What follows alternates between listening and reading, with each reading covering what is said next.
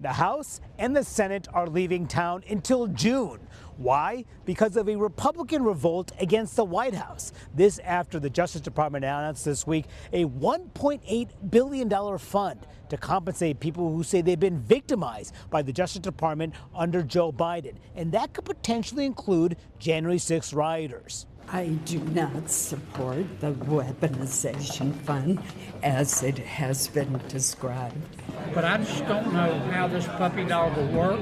This is bad policy, it's bad timing, and it's bad politics. Todd Blanche, the acting attorney general, came and met with Republican senators for nearly 2 hours on Thursday afternoon, and he was grilled, I'm told, about this fund, many of them demanding answers, many of them unsatisfied as they left that meeting, and many of them saying they could not vote to advance a bill dealing with immigration enforcement, tens of billions of dollars that Donald Trump demanded to be on his desk by June 1st unless there were changes to that DOJ program. I think it's a gutless move by the Senate. I think they ought to be ashamed of themselves. But are you worried about November?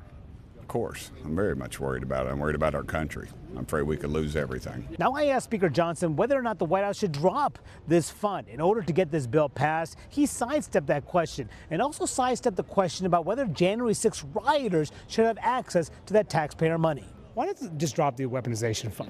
It's not my call. We're waiting to see what the Senate sends us. They're working through that. So. But it's obviously a problem, political problem. I mean, you guys are leaving town without passing this major priority. I'll process whatever the Senate sends me, and they need obviously a little bit more time to build consensus, so that's what they've decided to do. So. But the way the White House has handled this has caused enormous frustration among Republicans who wanted to get that immigration bill passed. One Senator, Ron Johnson, told me it was a galactic blunder by the White House.